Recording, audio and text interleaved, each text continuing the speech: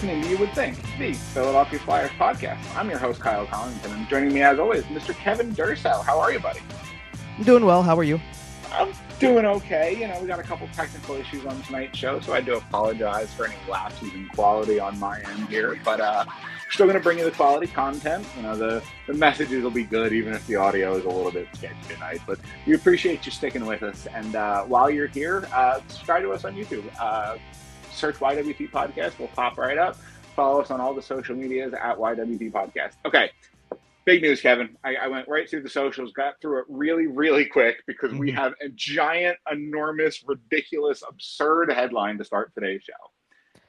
Matvei Michkov is a Philadelphia Flyer. Now, he is not a Philadelphia Flyers prospect. He is not a Philadelphia Flyers potential. He has left his team in Moscow. He is on his way or is somewhere. Who knows? He might be in Danny Briere's basement at this point. But either way, he is somewhere along the pipeline to North America. He will be joining the Philadelphia Flyers in the fall of 2024. Kevin, get excited, man. Come on. Well, absolutely. I get it. So I want you to take back one thing that you just said. He's not a Flyer yet. He intends to be. Sure. Just because he hasn't signed the ELC yet. I'm going off of that first and foremost. The fact, let's put it this way, the Flyers themselves are being kind of the biggest trolls of this at the moment because they have teased this big time over the last couple of days since having an absolute blast. Correct. So since this whole thing kind of started to turn this direction, they kind of have put together some things or whatever, like these little clips and things like that. And they've had a lot of fun with it. And that's great. Have a lot of fun with it until the contract is signed. And I am putting out a story online that says, you know, per the release of the Philadelphia Flyers, they have signed Matvei Michkov. I'm not going off of anything yet. Now look, I don't expect a snag in it. At this point, I take everything from the opposite side of this, from the KHL side, and view that as the bigger deal of this than the ELC part of it. The bigger deal is everything that came out, the statement that came out from Michkov himself, the statement that came out from Roman Rottenberg about how this is about him chasing his dream. This is what he wants to do, and we're going to support him. That's a big statement coming from that side of things because, you know, a year ago when they were almost exactly a year ago from when we're posting this and all that stuff like that, when they drafted him, that didn't feel like an immediate possibility. That side of the equation would be so willing to just say, yep, go ahead and chase your dreams. A lot's changed in 365 days. Right. Even the unusual nature, it sounds as though he was not required to buy himself out. It sounds as though... Right, straight termination. They just simply terminated his contract. Now, they do retain his right should he ever return to the KHL. And you know what? I think that is entirely fair. But like you said, the statement mentions that...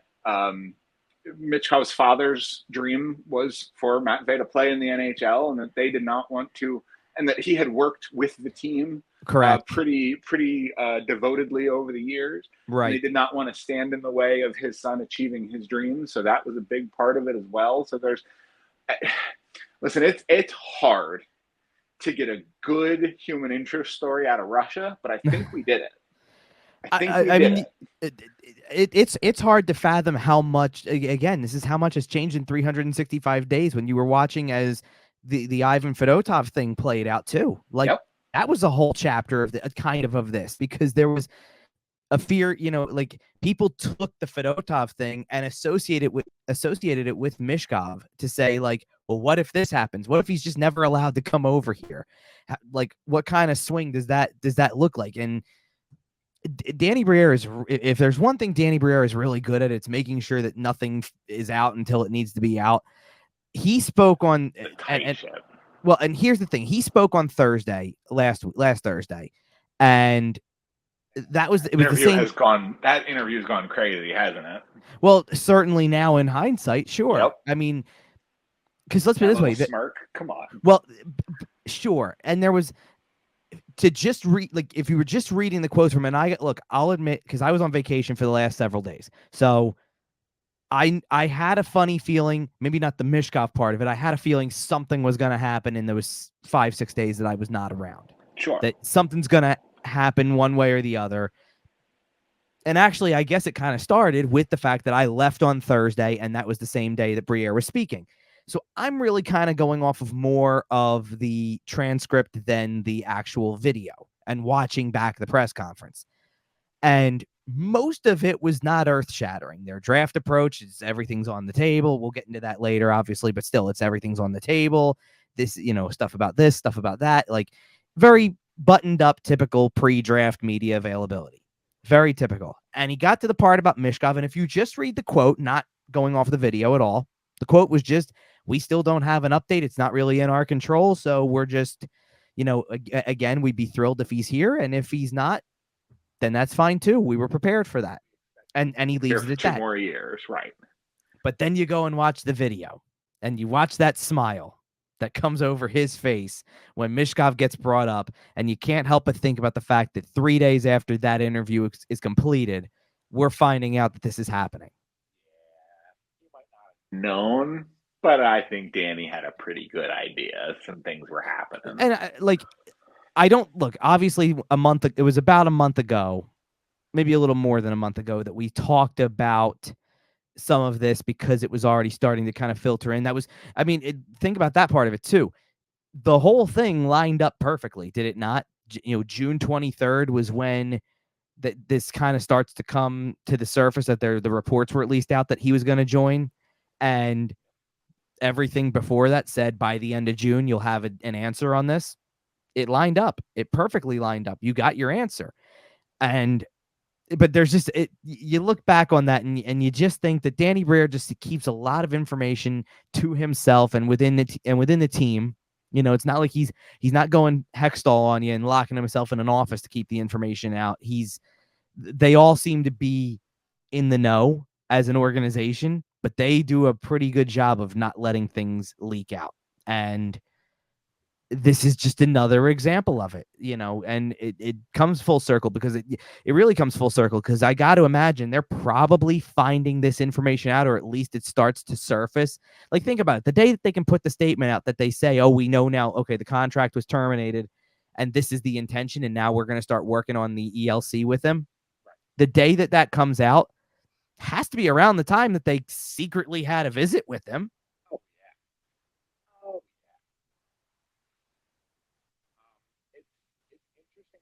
But at the end of the day,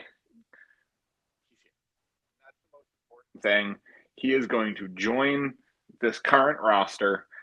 What does that mean for the offseason? Like, we talk about him joining, and obviously, this is a guy who might have been the best talent in last year's draft, who has been highly touted for years and years and years, has set records in, the KHL. What does that do to the Philadelphia Flyers in 2024-25? What does that do to the offseason? We've talked about, hitting the gas pedal once he gets here, but he also got here a lot earlier than we expected. So what are we doing here?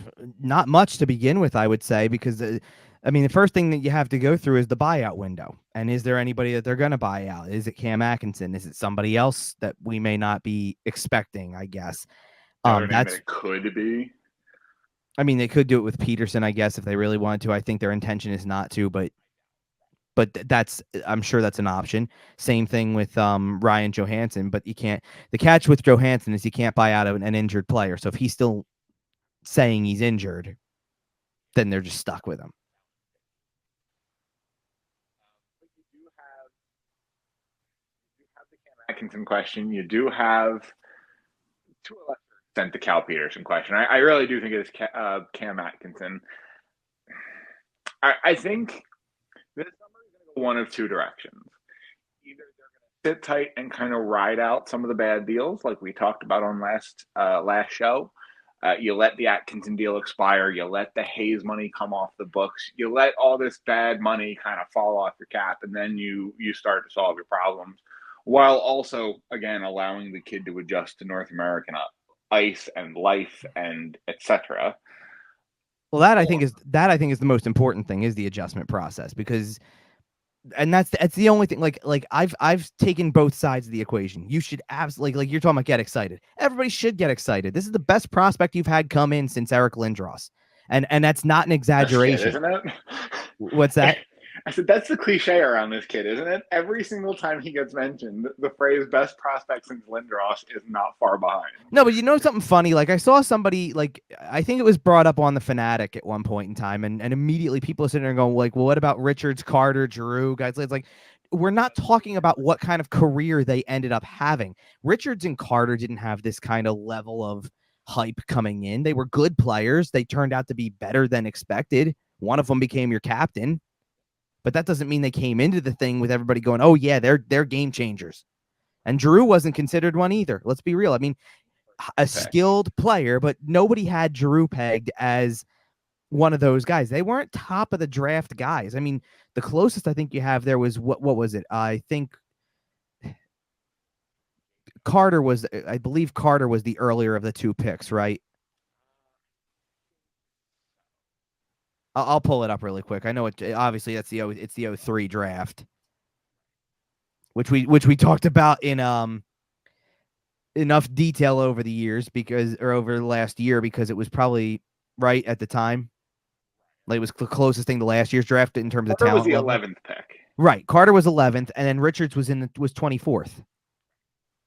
So again, it's not one of these picks. Like if those are the three names you're pulling from this whole thing, none of them are top 10 picks. None of them carry that level of, of what they could have been, like Carter's put together. There are very, very good players in the NHL, and then there are the truly elite players. But there's a difference too, right? Like what I'm trying to do is say that if you looked at that draft day and even coming into the league, if you looked at Jeff Carter the same way people were looking at Eric Stahl or, somebody of that nature, right? Like it wasn't the same thing at that time, not on draft day. Absolutely not.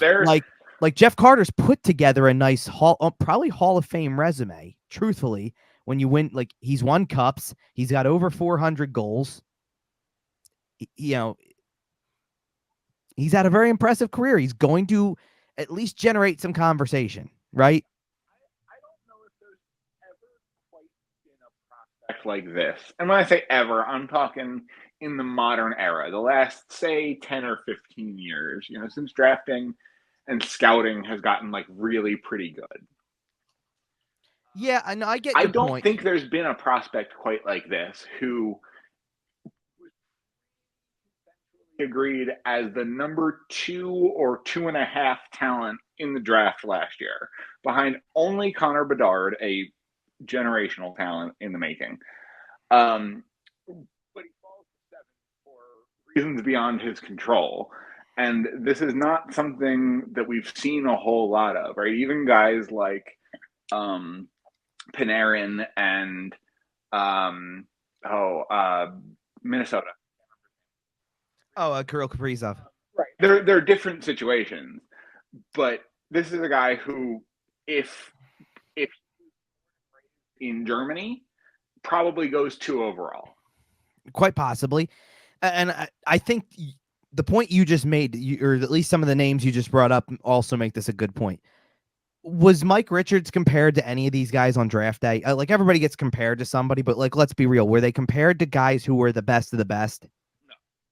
Like they're putting Michkov's name among the conversation of Panarin, Kucherov, Kaprizov. Like, yeah, those are names that people would be able to immediately recognize. Especially, I think the one that really stands out is Kucherov. Kucherov is an MVP candidate a lot, right? Like, or always seems to find his way into the conversation. Scores a lot, puts up a lot of points, has this reputation for being a clutch player, for being a playmaker, scorer, all of it.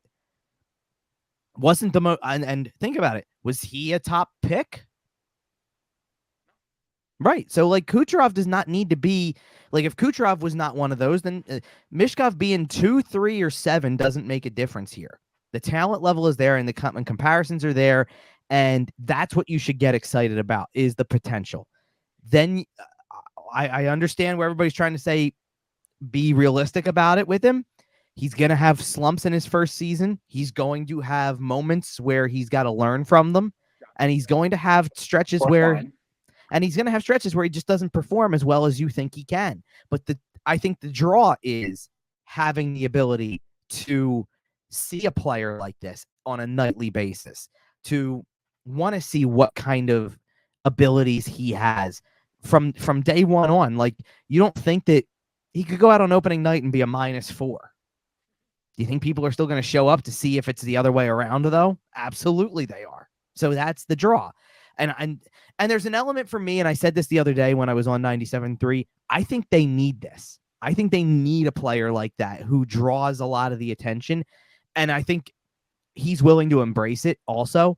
But even beside the point, with just from his perspective, they need somebody like that is one of these younger players in the same way in the same way Bedard was for Chicago last season. That, the team isn't there. There's missing pieces. There's a lot of work to do, but you still put on the Chicago Blackhawks every now and then because Connor Bedard's playing and you'll want to see him. That's what the Flyers are going to be with Matvei Michkov. They're going to have a player who you need to check out just to see what he can do. And don't worry about the numbers. Don't worry about the performances. Don't worry about the growing pains with him.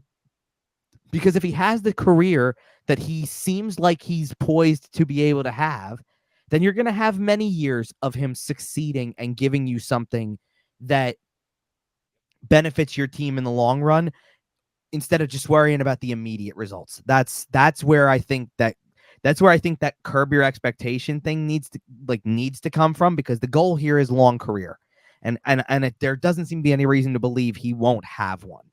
It's just, but don't sit back and act like that's a reason to not be excited about it either. Like, be excited. You don't get this every day. You don't get a situation where it plays out in their favor, works out the right way for them, works out in a way that gets this guy here, so that it validates the approach that Danny Briere took last year at the draft, with taking a swing in the first place, to say, big, go for fat it. swing. Yeah.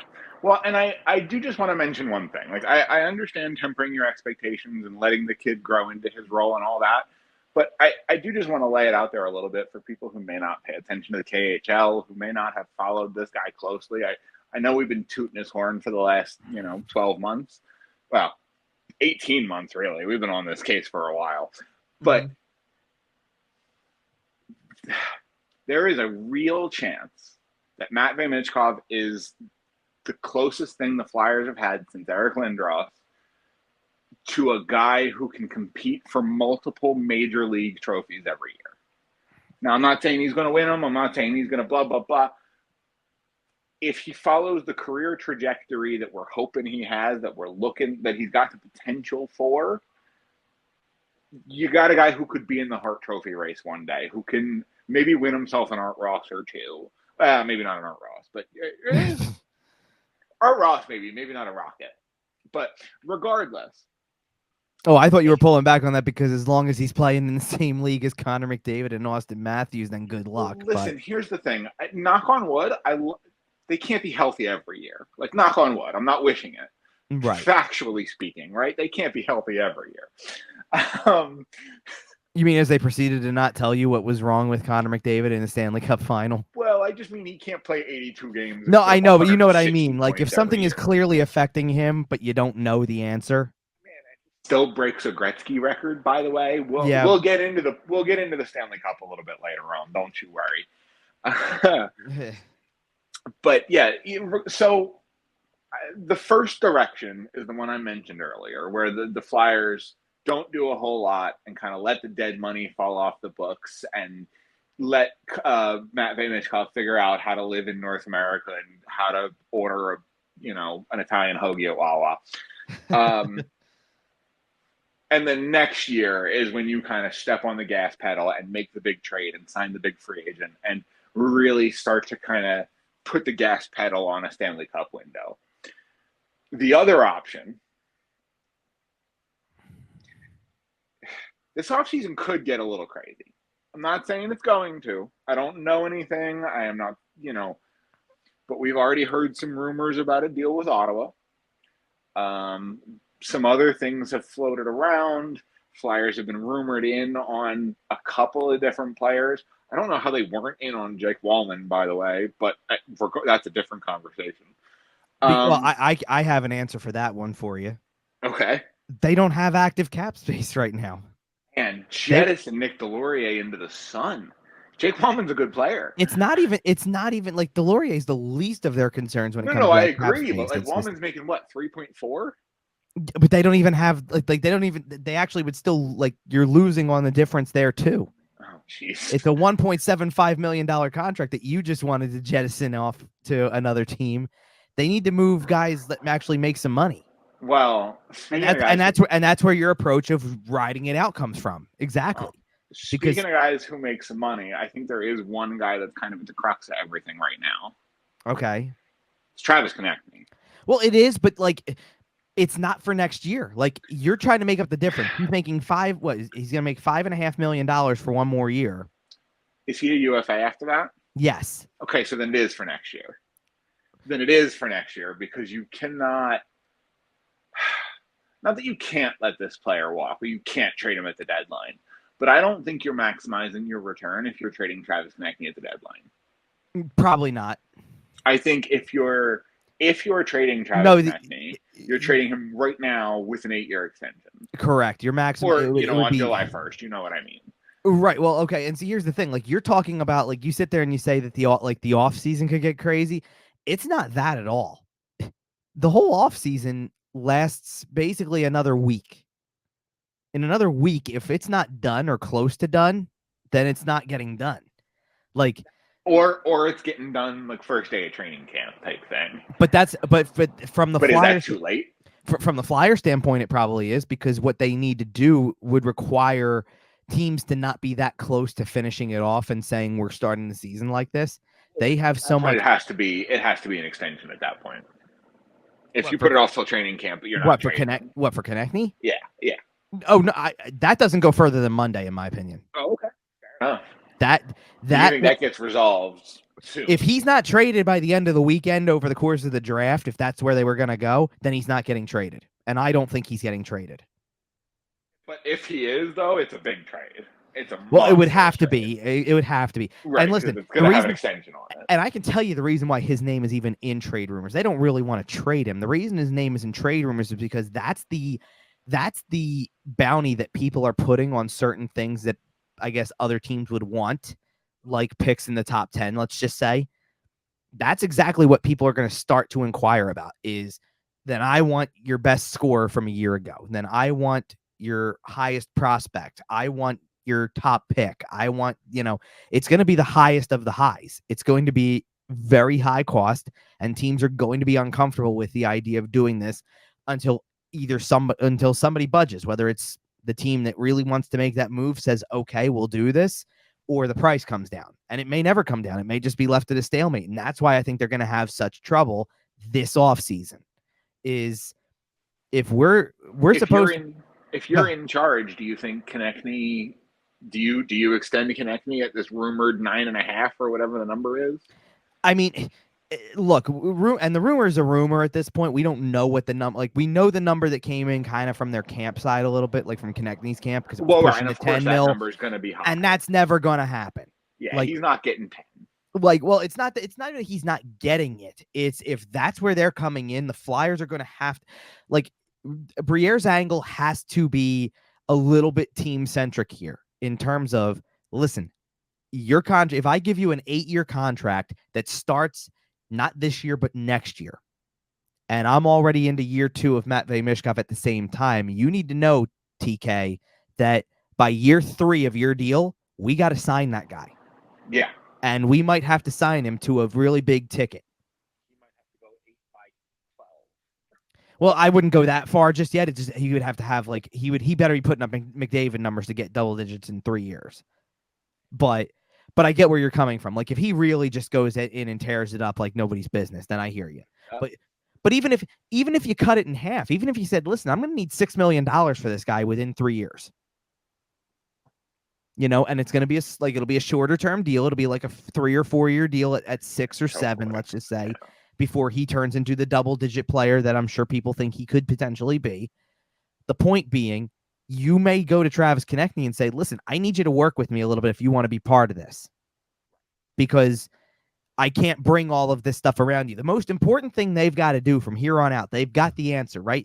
the ink may not be on the paper yet for that ELC from Michkov, but but everything is lining up that way. And knowing that information, you have to surround him with talent. He can't just be the one-man show. You've got to put other players around him. And if you've got to put other players around him, certainly Konechny would be a nice one to try to put around him, because Konechny's got some good skill and Konechny's been able to score goals, and that's great. But you've got to be right about the amount, because you need to leave yourself with some flexibility for when the time is right for whomever else you want to go after. Whatever, the centerman that you desperately need, that you may not be able to get in a draft because it would take too long to get that number one center like that. So you got to save up for what you want to get out of free agency, maybe another year or two down the road. Same thing on the blue line. You've got the one thing I will give the Flyers from the defensive standpoint, as opposed to center, is they have nothing at center. They have next to no options. You've got Sean Couturier off of the 2 major back injuries and trying to do his best at his age to continue to power along as a top 6 player. You've got Morgan Frost, who's been up and down. And you got Morgan Frost, who's been up and down throughout the course of his career. And then if you were to dive into the prospect side of things, they don't have a whole lot, because even some of the guys that you could sit there and say, well, he's listed as a center, are typically not projected to be centers in the league.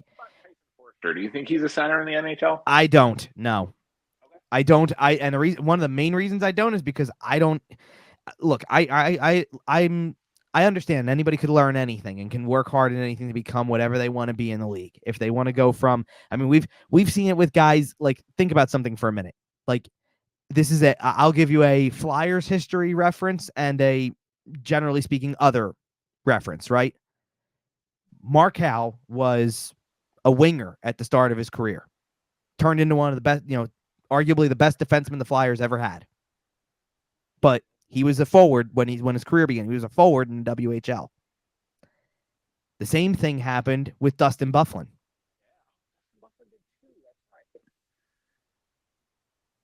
What was that? Yeah, Dustin Byfuglien did too. That's right. But that's what I'm saying. Like, can anybody learn how to do anything? Sure, why not? I just don't take a guy like Forster, who's been a winger the entire time from draft day on. Like, in the same way that they could try to do this with Michkov, and I would still say, no, you've got your winger in that situation.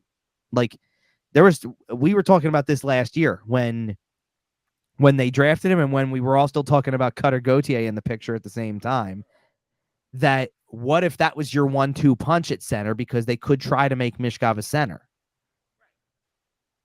So look, anything is possible. I think they like Forster on the wing. I think they're going to try not to mess too much with Michkov. I think they leave themselves a gaping hole down the middle. Defensively, at least you can sit there and say that the step that Cam York took, and he's still on the younger side of that, like, he's still under 25, and the step that, or not the step that, but what you hope Jamie Drysdale is. Those guys, for example, like, you at least have guys that are up, ready to play, active with the team, that you hope will be maybe in bigger roles on the blue line, let's just say. I can't tell you who I think is playing center in 2 years on this team. I have no clue, because anything could happen with any of them. You don't think Morgan Frost is on the roster in 2 years? I think there's a way where he's not. I'll say that much. Well, and if Morgan Frost is on this roster, is he a 1C? I mean, he shouldn't be. Right. Is you can get, well, and that leads you into the question, right? Do you attempt to acquire that player via the draft, right? You have the 12th overall pick for now. There's smoke around them trying to move up into the top 10. I don't know how much truth there is to that. Do you try to grab a center there and develop him along with Michkov? Do you bring in a center out of free agency? Do you trade for somebody? Like, what do you think Danny Briere is thinking? Like, obviously those are kind of your options, but... And he's thinking, and his thinking is all avenues apply. Do anything, do whatever it takes to get him, but they're trying to be measured with it too. Like, it's easy to sit there and say, let's have the money to sign a guy. And it's easy to say, let's draft a guy and bring him along. It's not as easy to sit there and say, I want to acquire this guy from another team. What can I offer, or what am I willing to offer? And not being, and I don't want to use the word attached in this case, because that makes it sound like they're unwilling to part ways with somebody who doesn't fit the timeline or isn't as skilled as who they would get. It's not that. But you don't want to leave yourself a hole with in one area or another with somebody who's good at what they do. What I think you're getting at here? Sure. Are you talking about Scott Laughton? I mean, he's one of the people. Yeah, he'd be one of the players who I'm referring to a little bit. But I'm also like, Travis Konechny fits that bill. Like, do you think they want to get rid of him? Probably not. They've talked about signing him the whole time. Do you think they want to? Absolutely not. Is there a right price? I think there's probably a right price with just about everybody that's not named Michkov, Like, it doesn't mean it's going to happen or anywhere close to happening. It's just, I don't think you can look at much of anybody and say, I'm not willing to do something involving him. And that's why I said about Konechny, I think he's still, I don't think you see him involved in anything over the weekend. And I think once you get to July 1st, you'd have an answer on his future, and it's going to be a new contract. Okay. What about another player who has kind of circled around in rumors a little bit over the last week or so? Mm-hmm. How about Joel Farabee? Do you think he's on? First of all, off the top, the next word out of your mouth needs to be yes or no. Is Joel Farabee on the roster on opening night? Yes. Okay. You may now elaborate. It doesn't mean that I don't think it's possible. Similarly, I mean, for me, he's one of the most possible trade candidates. Like, I just don't see them doing anything with Konechny, and I don't see them. I don't want to say I don't see them doing anything with Laughton. It's not that, but we all know what kind of tough decision it would be for them to move Laughton. That's been so high profiled. Whereas at least with Farabee, I feel Ottawa come in, though, I immediately think about Scott Laughton, because I know Ottawa has wanted Scott Laughton for a long. Oh, you could take your pick with this. I mean, from among the things with like the 7th pick, which Ottawa has, Utah's got the 6th, which has been floated a little bit, but I also the 11th from Buffalo. Buffalo's another team that would take him in a second. They have been linked in the past. They have kind of this need to get something that would immediately work on their locker room in some way. Yeah. It would definitely add up. No question about it. The catch with any of these discussions is kind of going back to, who do you try to bring in? Like, what if you're putting all, like, if you're going to move Joel Farabee, let's just say, and this is the reason why I'm saying yes, he'll be on the roster.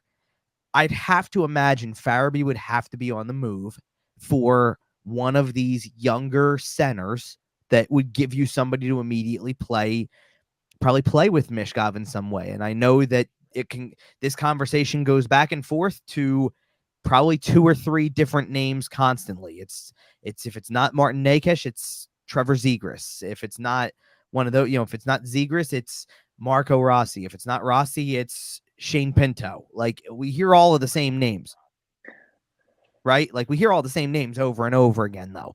And the fact of the matter is that most of those players were taken at a position in the draft where ideally you'd be picking this year to get one of those types of players. Maybe, you'd be inside the top 10, which is where I think they're trying to get to.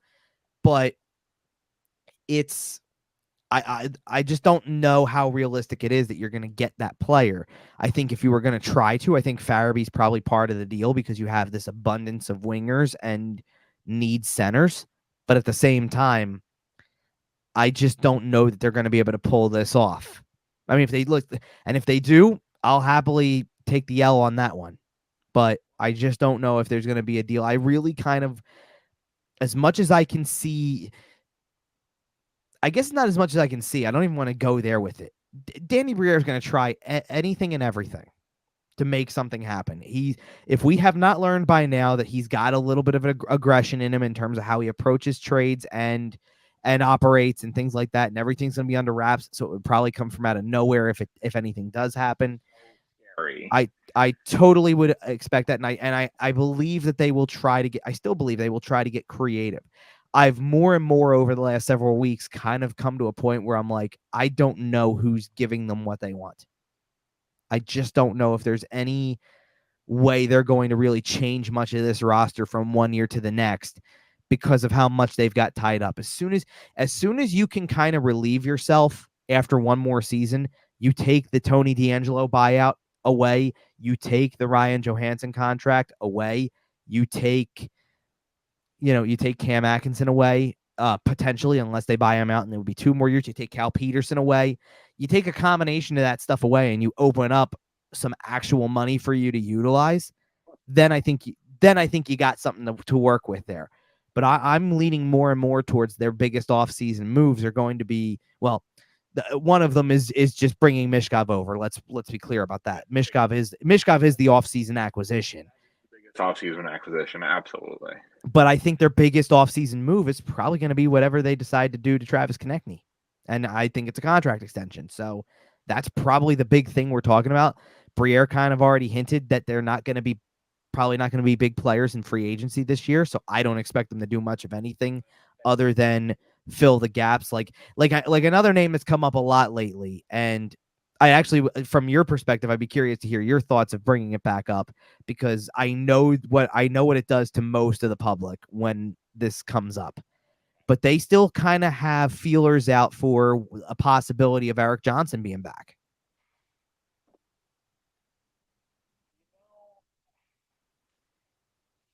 Better than I expected him to be. Okay.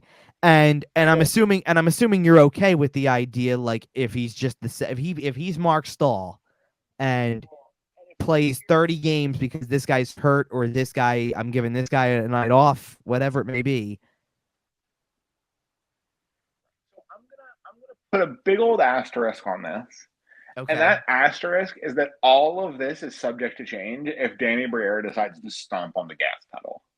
Like, if they trade for Leon Draisaitl, this is a whole different conversation. And that's not going to happen, I know. But, like, right. That caveat to things could change. Mm-hmm. I think you take the year. I think you pump the brakes. I think you let the money fall off the cap.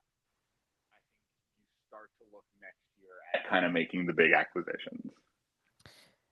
That's the way I would lean. The thing, and to me, that means that, like, what part of what that means is your biggest. Look, certainly Michkov qualifies because, look, NHL, playing in the NHL or being in the minors or developing with a junior team as a prospect, it doesn't really make a difference to me.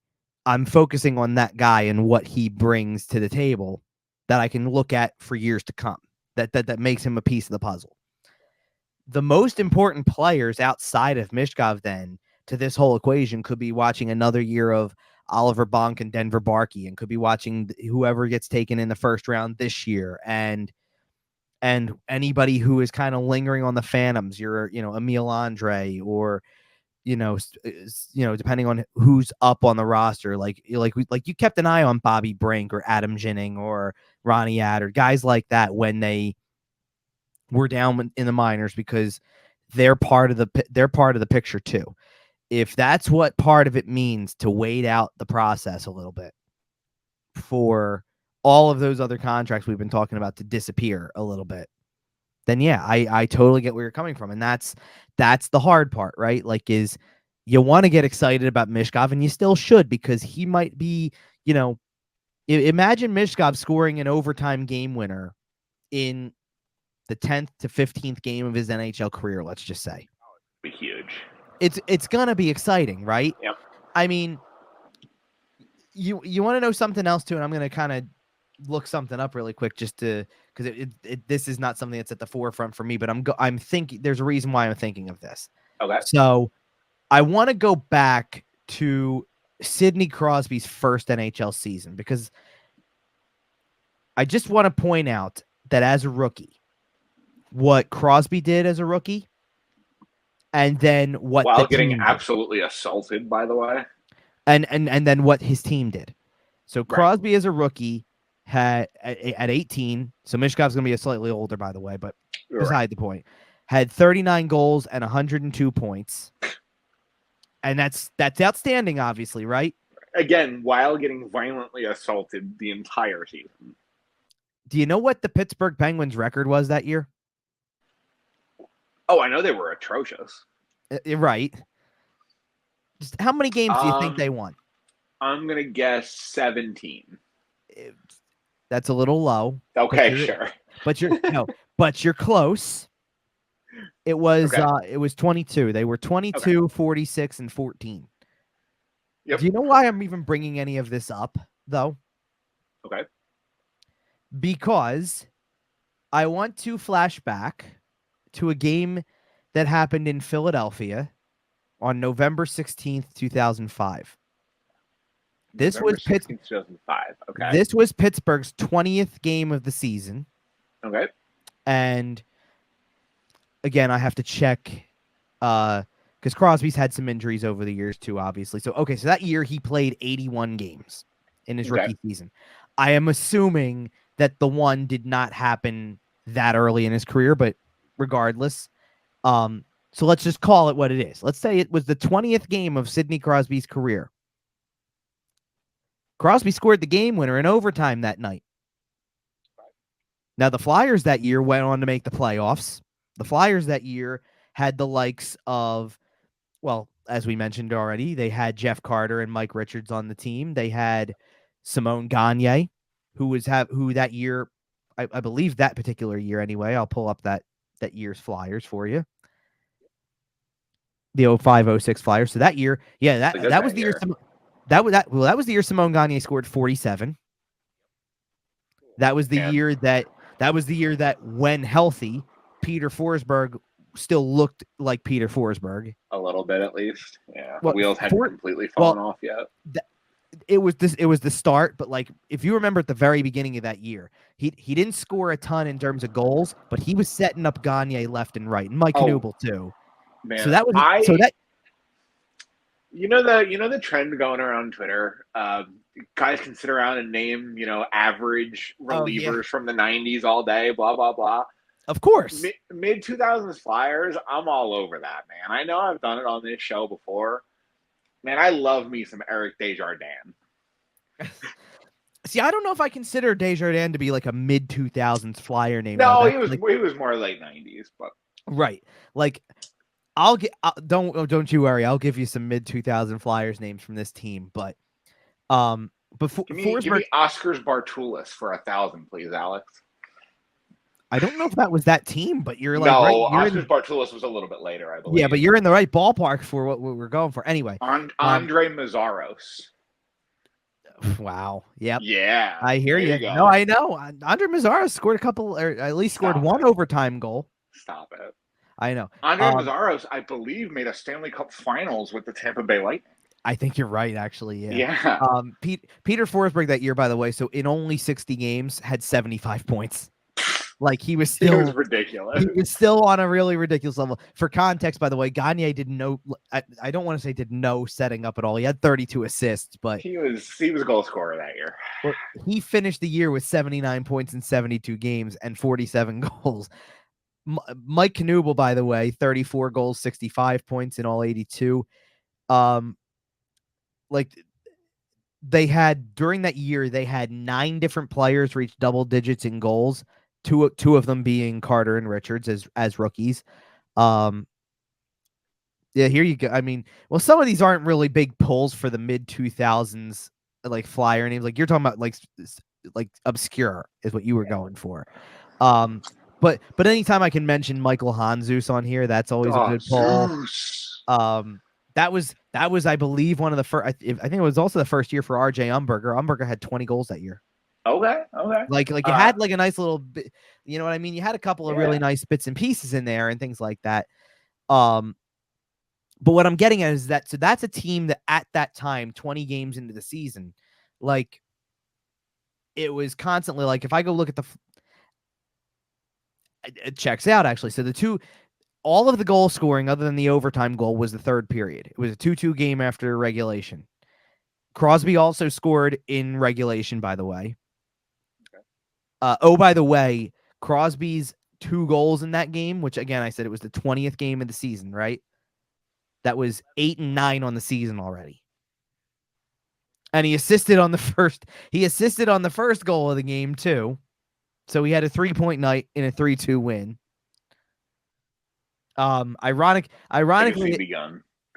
Ironically enough, by the way, so the first Penguins goal was a power play goal by Ryan Malone. The assists were Crosby. The assists were Crosby, and do you want to take a stab at who the other Penguins assist was in this first one of these first meetings of 2005, 2006? Because it's a name everybody's gonna know. Give me Ryan Whitney. No, it's not. It's a name everybody listening to this show is gonna know and it's completely a different reason. On Aaron Ashham's team, was it Mark Recchi? Recchi was on the team, but it was not Recchi. But you're in the right ballpark now. Wasn't who? And that late, was he? No, think. I'll give you a hint. Among there's about. If I went down and checked, I would have to sit there and be able to look and probably find it at minimum 3 or 4 names of people who are actively working for the Flyers, and this would be one of them. It is John LeClair. It's John LeClair? I forgot he was a Penguin. So John LeClair assisted on a power play goal for Ryan Malone that was from Crosby. So it was from Crosby and LeClair. Yep. I remember being a kid and watching that team with LeClair and Recchi and just wanting to vomit every night. Like, what are you doing? Those are our guys. Give them back. Well, all right. So here's the thing. So credit to you though, because you were right. Ryan Whitney was on the team, so you have that. I'm counting. Hang on. So that's 1, 2. Okay, so look, you already named 2 of them. But believe it or not, there's another former Flyer who was on the Penguins roster that night. What's that? No way I'm gonna get it. Just give it to me. Actually, you'd be surprised. You may have had a shot. Max Talbot. Oh, I got in there.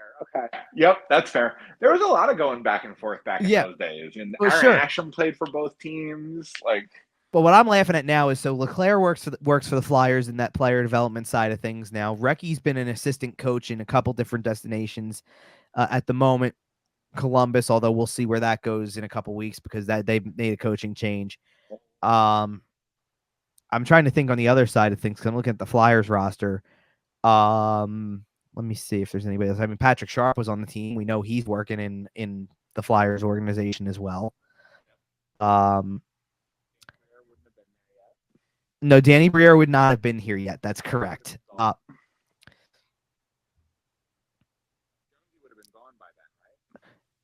Who's that? Oh, I didn't. The audio was out a little. I didn't hear you.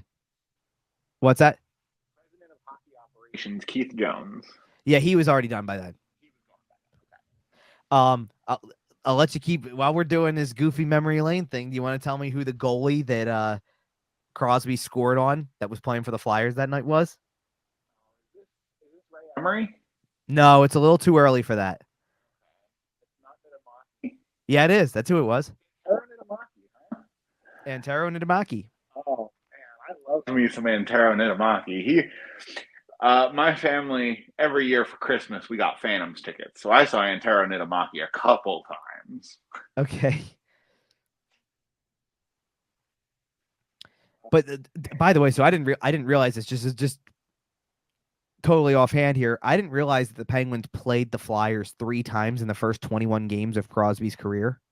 Yeah, they played like 6 or 7 times every year. Well, at that time I know, but I didn't realize it was that front loaded on the schedule. Like the fifth game is. I actually remember this game, the first meeting that Crosby had against the Flyers then because. Well, yes, but I know. Yeah, I know. But that beyond that, I mean, like a heinous assault. The final score of the game was 6-5 in overtime. The Flyers won the game. This is where the mid-2000 game really comes into play now. First of all, because I know Niedemaki was in goal for that one too, and the reason I know that is because now we're bringing the references back. Max Talbot scored a goal that tied the game up at 5 in the third period. And do you know where I'm going? I don't remember, no, but I do remember that this was like first year post lockout when there were 17,000 penalties per game because they were calling the new rules super tight still. So here's how right you are. There were 6 penalties called in. Well, okay, hold on. Technically 6 penalties called in the first period. 2 were concurrent, so we can kind of throw them out. 5 in the second period, also 2 concurrent. Or slashes. I'm gonna give you an answer in a minute. That was that's 3, 4, 5, 6. Okay, so how many penalties were total in the game? So I got 6, then 5, then 4. So that's 15, 16 total penalties called in the game, and were 6 hooks or slashes. 6 of them were hooks. 2 of them were slashes. And so anyway, let me get to the so the Flyers led in the game, by the way, 5-1, and managed to win the game 6-5 in overtime. Crosby had a goal in that one as well. In fact, that was Crosby's second career goal, which seems really funny now, knowing how many he's got in his career. But the footnote is that the game tying goal in the third period was scored by Max Talbot. It was his first NHL goal, and it was scored from the other side of center ice. Oh, nice. Oh, do you remember this? If I keep going, you will. This was off the face-off. Niittymaki wasn't paying attention. Oh, I do remember. No. Oh no. So now, do you want me to give you the mid 2000 Flyer name that comes into play here because of all of that? The overtime game winner was scored by Mike Rathje. Yeah. There's one you haven't heard in a minute, right? The last time I booted up NHL 06. Holy. That is crazy. But all I'm trying to say is that, like, so to bring that back is, you know how many times I was playing that game as a kid and I added Mike Rathje to a trade when I meant to add Mike Richards to a trade? That's funny. But like, you understand where I'm coming from with this, I think, is even in Crosby's rookie season, they did not win many games. And he had a big year, had his moments, scored overtime goals, and gave Penguins fans, I'm sure, a reason to already be getting excited about his talent level, regardless of the fact that the team couldn't win games. I'm sure that, Bedard had games like that last year, where it starts to come into play. Look at what he can do. And now if we can also bring more around him, it'll get better. Often, right. It'll just get better. That's what I want to see from Michkov at some point, is go out there and in like the first quarter of the season, have yourself kind of a moment of some kind, score some highlight reel goal, win a game in overtime, even if it's not the prettiest goal, who cares? Just be the guy in that situation. And like I said, it doesn't have to be nightly. It doesn't have to mean that this is always going to be the case in his rookie season. It's just, if you can have those moments on occasion, you're going to be in a position where you can start to see how this is going to work. He does have the Michigan in his arsenal. I'm just saying. Like, he's willing to try. I could see him ripping one. And we'll see what John Tortorella says after the game about it. So, kind of circling back all the way back towards the current Flyers roster and where we're heading from here. I agree. It could go in either direction. I think it's probably a little bit more likely that they're patient. But the part that's scary, and I say scary in a fun way, right? Because we love when things happen for this team. Sure.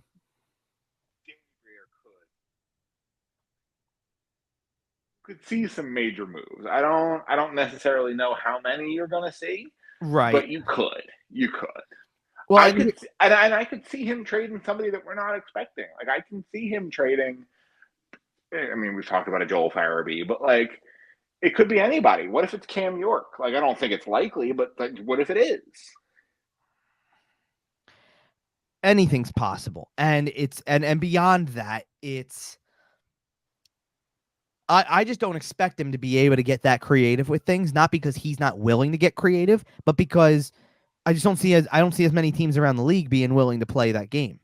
It's just going to have to be a patience play until you can actually improve your team with, let's put it this way. When they go into free agency, whenever the time comes, you can at least now put out there, or let's just say it's going to keep getting better as it goes further, I'm sure, once we actually get to see the kid play a game, you can sit there and say, well, listen, he's playing.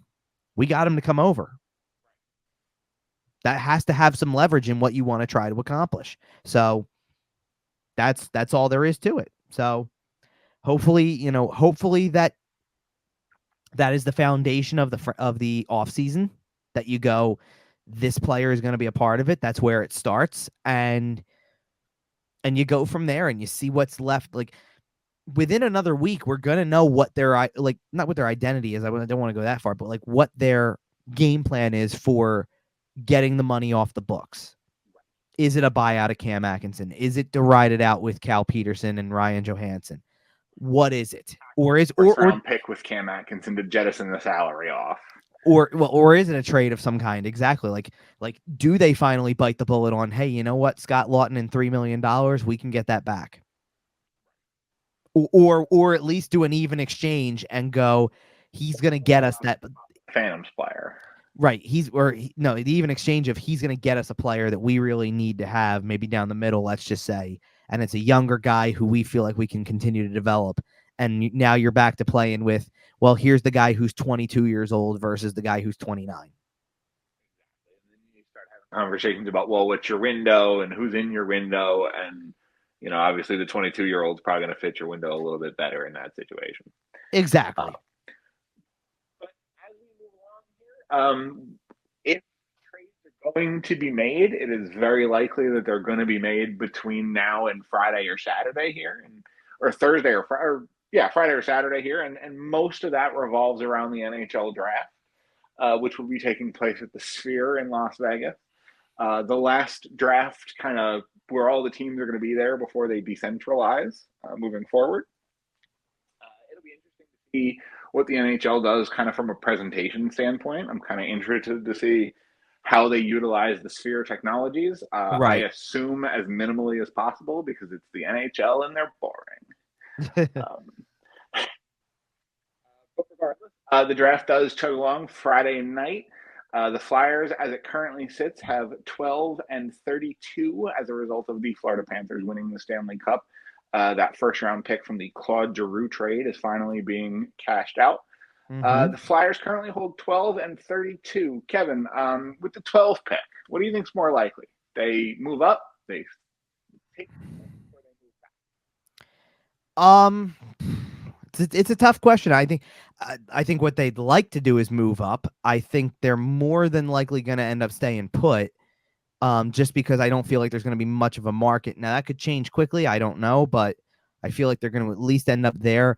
I don't really think with this one they can afford to trade down, just because of the fact that unless you're going to end up with 2 more picks in a really good spot, like, hey, I'm trading down from 12 to 15, and on top of that, I'm getting another pick. But that, again, then you're really playing with the lottery balls at that point. You're really playing with like the lottery ticket of, does this player pan out that I took at 16th or 17th or whatever. I think they just need to take a player at 12, and then you can maybe experiment with the idea of what can you do with 32. More likely to happen with 32? Do you think that one is getting moved up, getting moved back? Going to get combined with 12 to maybe try to get into the top 10? I really don't see them combining the picks, because I think they want 2 players, and I think they know the importance of getting 2 players. Similarly, if they could move up from 32, that would be great. That one, I think, maybe has a lot more potential for a move down, just because they could turn that into a bunch of action very early on day 2. I mean, as of right now, they could have 2 picks on this in the second round almost right away, because they do have the possibility of getting that Columbus pick. Columbus has the right to push that back another year. What's that? Right. So there's a way that the Flyers could have that pick if 12, 32, and 36. Right. Now the problem is that the Flyers can't just sit there and be like, hey, the team that's sitting in 26th, let's say, will trade the 32nd and 36th. They don't know that they have the 36th yet. First round, I believe, is when Columbus has Correct. them to decide. They have 1 hour after the first round is over to make that call. And if not, the Flyers will receive their second round pick in next year's draft. Correct. So they could still trade that condition to another team, right? Like they could trade, hey, it's either 36 or Columbus' second next year is the asset involved. I guess they could, but the problem is that it's really hard to have leverage in that situation when a team is probably thinking more on the short term. Sure. I don't think there's a player we want here. Right. Like I don't think you're moving 32 and either this year or next year's second rounder from Columbus for 26. I think Columbus is pretty reliably not going to be very good. Like I think GMs are smart enough to know that is still going to be a very high second next year. As much as I agree with that, I think the Flyers would prefer for it to be that way, like to have that pick next year, not to have that pick next year. But I don't think they would. I don't think they're interested in moving it because of that possibility. Okay. Especially if next year's draft has a little bit more depth to it beyond, the first half of the first round, kind of in a way. Okay. Like I think that they would be okay with that. I think the question would become, are they willing to hand that off to is Columbus willing to hand that off to the Flyers this year then, even at 36, because there may be more depth next year, according to what they believe. Okay. Well, and then now we're talking about layers in terms of what your scouting department has for this year's draft versus next year's draft, and that there's too much information there that we don't know, that at that point it's pretty hard to speculate, from this side of things. Exactly. Yeah. So how about as far as some names at 12? I've seen Berkeley Catton. I've seen T. Aginla. I've seen Cole Iserman if he's there.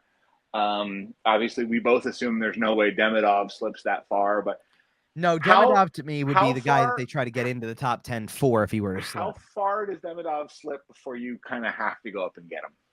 If you're Danny, like if he's there at 7, do you have to, if he starts, try? If it starts to approach that, yeah, they'll try. I think that's why you're hearing the 6 and 7 thing, like you're looking to see if Demidov slips into that range.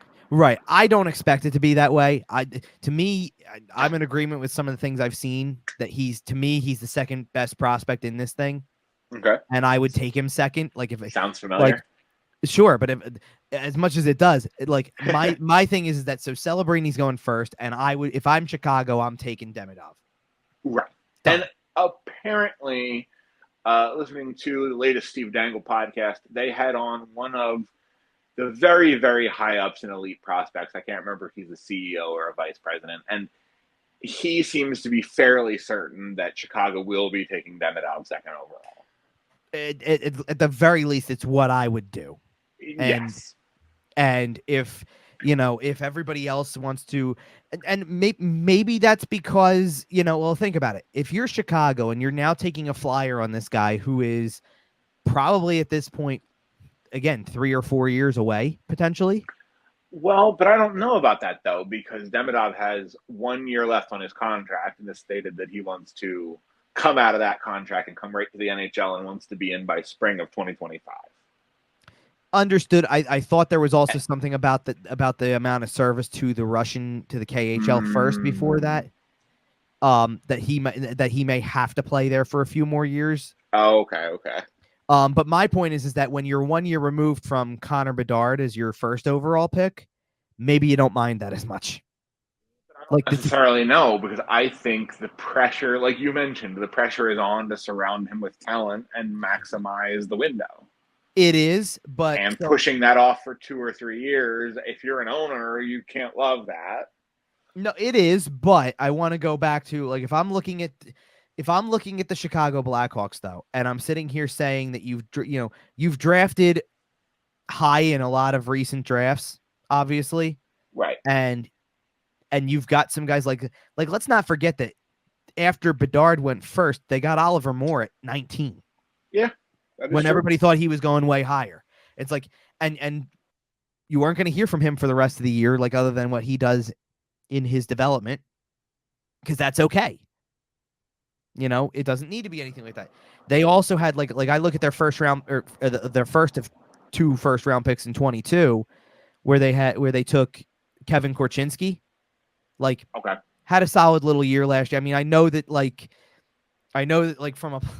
Bedard's was even worse actually, so I don't even need to go there. But like plus minus standpoint, defensively, that team wasn't very good. I get it, but he like at least gave you flashes of like some offensive ability, and again, when the team's not very good, that can be a little bit of spark. Yeah. Right. It just gives you it keeps the interest there a little bit, and you're still of understanding that you're gonna have to do a little bit more work before those guys are like right at the top of the thing.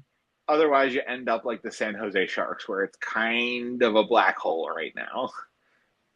Yeah. And obviously, Celebrini and Will Smith come in, kind of promise to change that in the near future. But right now, it's pretty. Yeah, I mean, and there's reasons that it's going to be right. Like it just like you got to go through that part of the process. So it just is what it is. And as you try to figure that stuff out, as you try to build towards success, and you try to be what all these teams want to be, like it has to start somewhere. And Bedard is where it starts, and then you go from there. I wouldn't have a problem in the world with waiting it out for this guy. I would not have any issue at all with waiting it out for Demidov, just because, you have all that waiting in your system. And that's not to say that, like that's not Chicago's only pick of the first round either. That's true. That is true. When you have multiple, like that's the position the Flyers are in too. You need the 2 picks. I don't care where they are. You need more volume is a good thing. Depth. It gives you more chances to hit on somebody. And it doesn't and when I say to hit on somebody like that, it's whether it's your first pick of the round or your second pick of the round, I don't care which it is or what position it is or whatever it may be. There may be a guy somewhere that we're not talking as much about. You know what I mean? Like there may be somebody sitting at the bottom of the first round, or maybe not even in some of the mocks that you see. And we can get all hyped up about, let's play it from the center position, right? Obviously Celebrini's at the top, and then you're going to see a lot of, Caden Lindstrom's one of the next ones, or Consta Helenius, right? Or one of those guys. And maybe the best center in this draft maybe outside of Celebrini, let's be real. Like Celebrini's the one sure thing, it feels like. Maybe the best center is somewhere at the bottom of the round. It's like it. I want to go back to, and this might be a good segue because it's going to be, it'll be something that involves players, that we are going to talk about pretty much for the rest of the show. But I want to go back to the 2014 draft. That didn't feel like it had that talent level per se. Didn't feel like it had that one true star at the top, like everybody feels like is in this one or anywhere else, right? And it was, but who's the best player? I'm just making sure I have the draft correct. Right. Yep. But who's the draft in Philly, right? It was. Now there's a player out of this draft who has the most points out of any other player. Correct. He's the best player out of that draft. If you redraft that, he goes first 100 times out of 100. Probably, but here's a question. Who would go 2 or 3? And I guess maybe if we're just doing this off of point totals, this would make a lot of sense. But if that's the case, I have no idea, to be honest with you. So here it is to your point, okay? Because I'm going to read you the point totals and the pick that they were selected at, okay? So the most points out of this draft, and you already said the name, so we kind of can not bury this. It's Leon Draisaitl at 850, who went third overall. After that, I have a player who has 727 points, who went 25th overall. Any thoughts? Are we talking about the same, or is this just the whole round? This is the whole round. The whole round. Okay. He was drafted 25th and has 700 career points. That screams Tampa Bay. Is that?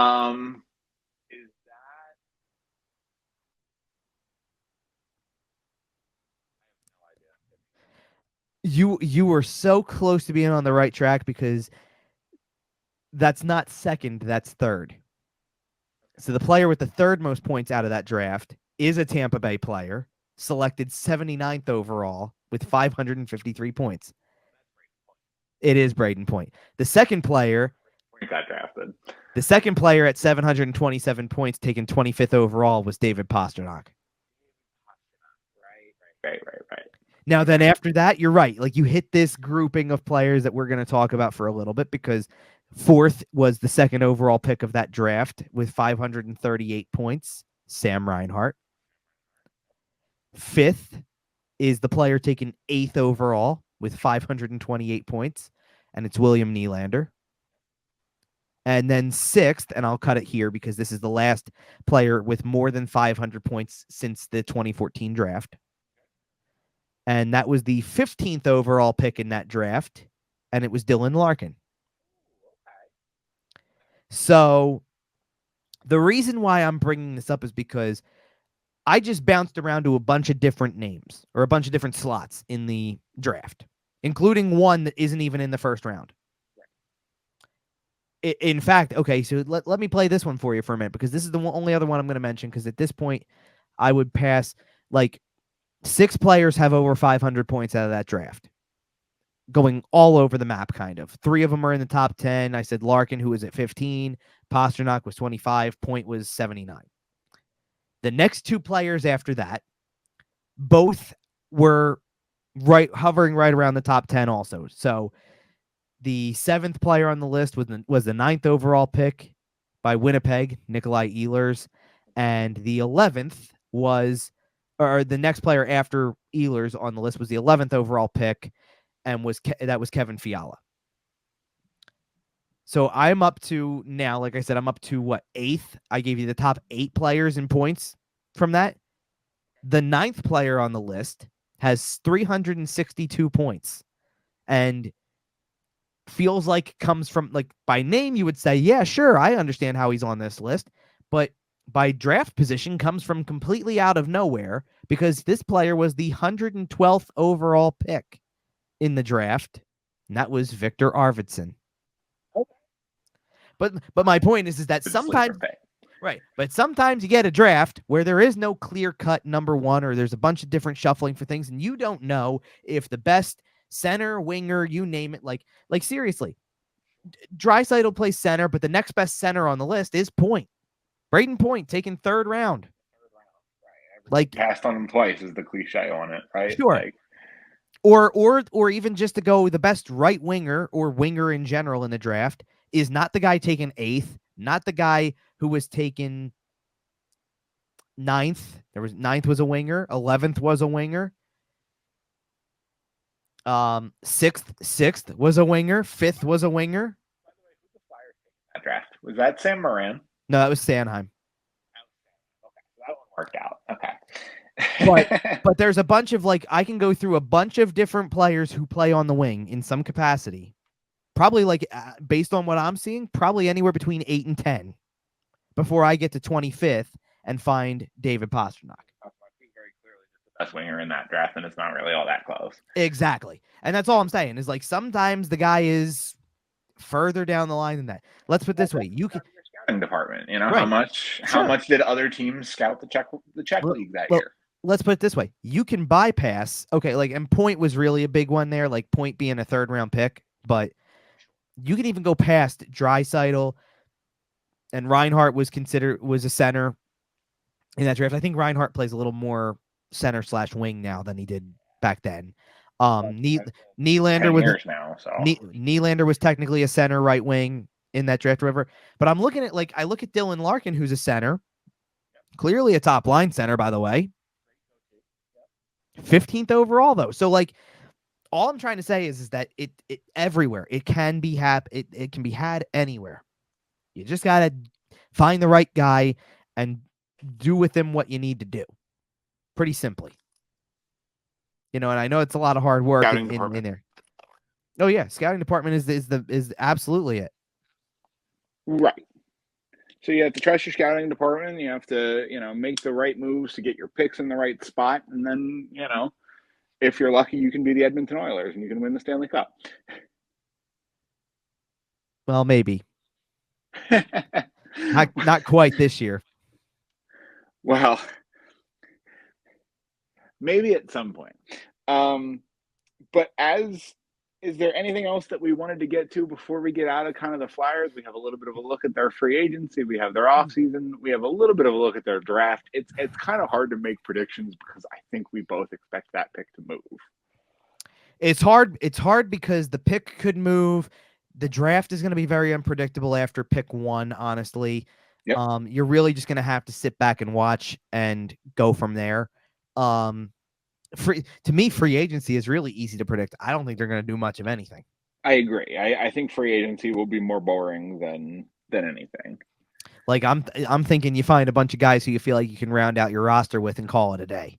Well, and round out, what do you even round it out? 2 or 3 guys, max? The reserves. Well, right. That's what I'm saying. Almost. You're not even almost anyway. That's what I'm saying. The Eric Johnson thing coming up makes a little bit of sense when you think, what do they need? A 7th? Right. Maybe I would another goalie for the Phantoms. Maybe I would actually be curious. Because I guess because it doesn't have a necessary timeline here. They do need to sign. By the way, so I think this happened since our last show. I don't remember talking about before, but Adam Ginning resigned, by the way. Yes. Yeah. So that's what I was getting with this, is that Igor Zamula needs a new contract. That could happen in a couple of days. Could happen in August, honestly. There's not exactly any rush for it, but knowing that number could play into what they do otherwise, or what kind of money they feel they need to free up to have a full roster. That's all. Yeah. Yeah, and we will see kind of how they go about that. And it's Danny Briere's first real true offseason where he kind of had the reins the whole way and kind of got to sculpt things in his vision. And it'll be interesting to see how that all goes. But speaking of sculpting a vision, Bill Zito has really put together an incredible unit down there in Florida. Paul Maurice comes in a couple years ago, and he's kind of the cherry on top that pushes you over the edge. You've had a lot of the core there for years, right? You've had Barkov and Ekblad and a lot of these guys for several years. You add a couple little pieces on the edges. The Sergei Bobrovsky contract finally pays off, and it was a good contract the whole time because they won a Stanley Cup. Yeah, that's how it works, isn't it? You know what? No one's ever going to look at it and say it's a bad contract. Fair enough. It got you to a ring. It got you to another final. And congratulations to the Florida Panthers. It was an incredible series. If you somehow weren't paying attention for the last 2 weeks but are listening to this show, the Florida Panthers raced out to a 3-0 lead in the series. The Edmonton Oilers clawed back. They won Game 4. They won Game 5. They won Game 6. Man, I got to tell you, Kevin, going into Game 7, what did you think was going to happen? Did you think that the Edmonton Oilers had the momentum? I definitely thought that. I wasn't completely sure because it was weird. It was one of these things where I did feel like at that point, the fact that Florida was going to be the home team made a little bit of a difference just because it's a lot of back and forth travel. Not that played into them, not that it played into them being tired or anything like that, but more just kind of a, we've seen this before where a team goes down 3-0 and then starts to work their way back into it, and it's hard after a certain point when you have to really fight for it, kind of, and it comes down to it. You know, in like I get it. Certainly in the beginning of this, like as they made their comment, like game 4 was so not even close, and I actually, let's put it this way, I had some fun with this series a little bit because so the series started well, and again, conversations maybe for another time or something. I don't know. It went on way too long, just because it just felt like it dragged out. Like by the time you got to Game 7, it was nearly 3 weeks later. It was just brutal. See, I don't have a problem with the time between the games. I think your schedule needs to start earlier, but it's not going. It goes hand in hand is the point, though. Right. Like something's got to give. Right. If we were having this conversation 2 weeks ago and there was still like a 2-week buffer before the draft, this wouldn't be as big of an issue. Right. No, it's not the travel days. It's the date that the thing ends. Exactly. Is the problem. Because I think it's absolutely like for example, and this is the best way to put it, they're gonna have the parade for this thing on Sunday. The game was on Monday. Yep. Yeah, and what's the reason? Because half of the front office has to pack everything up and jump on a plane to Vegas before you could even have that parade. Yep. Well, and then they all have to be in the office first thing in the morning because, oh, by the way, free agency is on Monday. Yeah, don't party too hard. Crazy. I think it's absolutely ridiculous that they could end this thing on Monday and then say draft day is Friday. But I agree. But so the series starts, and for the first couple of games, I was just home and it was normal and things like that, like nothing crazy or whatever. We got through Game 3 and Florida wins that game 2, and it's 3-0 in the series. And I'm sitting there thinking the whole thing could be, truthfully, it could be over as a Saturday. Yeah, we were all looking at a sweep. Sergei Bobrovsky wins the Conn Smythe, like probably, yeah. And then it was just an absolute beatdown. And so, by the way, so here's the point of that. I was up the mountains on a vacation, like a weekend vacation, for game 4. So that game got to a certain point where it was like, okay, I'm not even worried about paying attention to this anymore. Right, this one's not ending tonight. Like, I think probably after the second period, when it was pretty out of hand at 5-1 and 6-1 pretty early in the period, or like 5-1 early in the period anyway, it was like, okay, clearly this is going back to Florida. So then you get 2 days to not think about it. I actually on a complete whim went to the Phillies game the night of Game 5. Okay. Just because, and I think made it back in time to see the end of the game, at least, but could already see what was developing. That Edmonton went up 4-1, and it was like, okay, this is looking like it's gonna go back for a Game 6. And by that point, that meant games 6 and 7 were going to fall over the other family vacation that was in Florida, which is ironic, by the way. Yeah, definitely. So it got to Friday night, and I'm keeping an eye on the score and things like that. And it was 1-0 pretty early, and then they scored to make it 2-0 early in the second. And then by the end of the period, it's 3-0, and I'm like, this thing's going back. They're going to push it to 7. So Monday night, everything's on the table. You just got, I thought that Game 7 was such great theater. Oh, it was. Just the back and forth nature of like the start being what it was, that Florida gets the first one. There was a quick answer, and then you kind of sat on that until late in the second period. And then that one goal has to hold up, and there were definitely chances. You get the opportunity, the one opportunity where Connor McDavid's alone in front or gets the puck alone in front, and you're thinking it's in. And I don't even know if I worried about it being off of his stick as much. I thought when Hyman came in, it was going in. Anybody. And it still doesn't go in. And no, that's when I started to know, because like the hockey gods come back. When you don't get a bounce like that after you come back from 3-0 down and you got all the bounces in games 4, 5, and 6. Yeah, a little bit. When you don't get a bounce like that, it's tough, man. I thought that as kind of as the minutes wore away, I thought that I did not like the way that Edmonton played the final, like maybe 5-ish minutes of the game.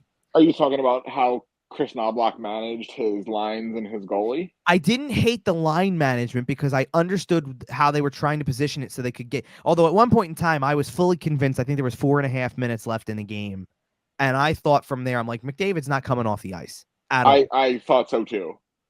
And Yeah. somehow or other, they actually did get him off the ice for a breather really quick, and we're trying to get it set up that way. And the second that they mentioned that he stepped on the ice, I was like waiting for the goalie pull right then and there, no matter what the situation is. Just get him off the ice. You got right, and then 2 minutes left. You have the icing at 3.5, and you have to get the goalie off in that situation. Like, I know it's a little early.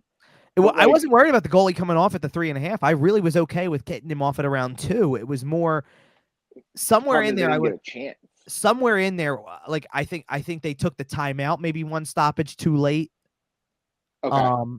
Just because like you were starting to get lower on time, then they couldn't get the goalie off right away. So now there was only about a minute left, and then the players just ran out of gas. Like, you could see.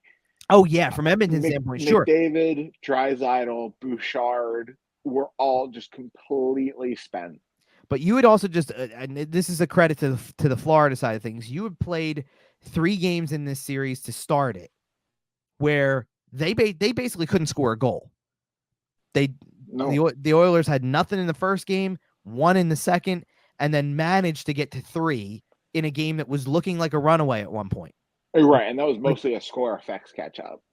A little bit, but sure, sure, but you get what I'm saying. Yeah. Oh, well, once it was 4-3 though, there was a chance. Oh yeah. And then after that, to come out in 4, 5, and 6 and score 8 and then 5 twice. Yep. I know some of that was empty netters. I get it, but like at the same time, the point still holds. Like, well, and the problem is if you're Florida, and your goalie has a tendency to turn into a pumpkin, you're going, uh-oh. A little bit, sure, but they also played the defensive game they needed to play after that. Like, yes, they locked it down. Like when you see them finally coming up ice with the goalie pulled and 20 seconds left, the puck didn't move in the final 15 seconds. It stayed in the same corner. Right to the corner and got pinned there. And that is like, this is how far down the line you've got to go on a team like this to point out all the success stories and things like that. Yep. Nico Mikkola.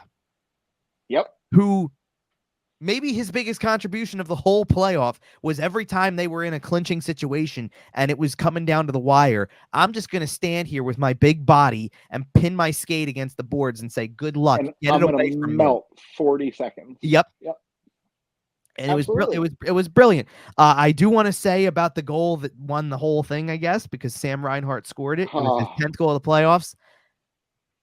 You know what I'm going to say, don't you? So two things. One, it comes 10 seconds after an incredible chance by the Oilers that I cannot believe they didn't get. And it feels like a Patrick Stefan bounce. Because they come down the other way, and it might as well have been an empty net because that puck just went straight through Stuart Skinner. Like, you gotta have that. Yep, there we go. We go. That's what I'm saying. Like, there might as well have been an empty net because, like, listen, I gotta tell you, really good hockey.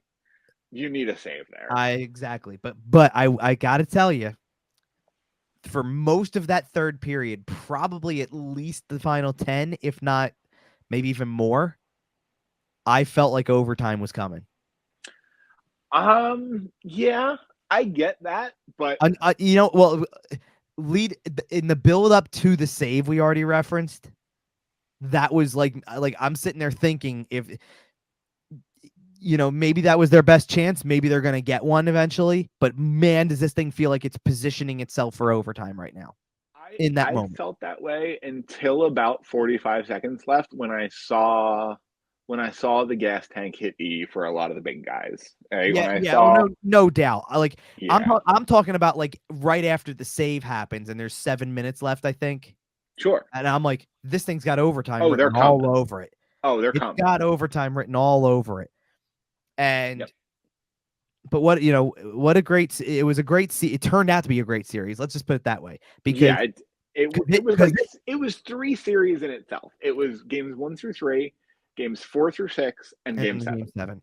And I think game 7 really delivered in this spot because it really needed to be one of those types of games. You really couldn't afford. Go ahead. Fun fact: that was the first game 7 in a major North American sports championship round since 2019. Oh, I had heard about this. Yep. In terms of sports that actually go 7, yes. Well, of course. It also did over 19 million people on ABC, which is crazy. Including myself in some capacity. I mean, I was doing my best while away. Fair enough. To keep an eye on it, but I did eventually get it. It was a good, we came back from vacation on Tuesday night. So this was Monday night. This was pretty much like the last night we were there anyway. Okay.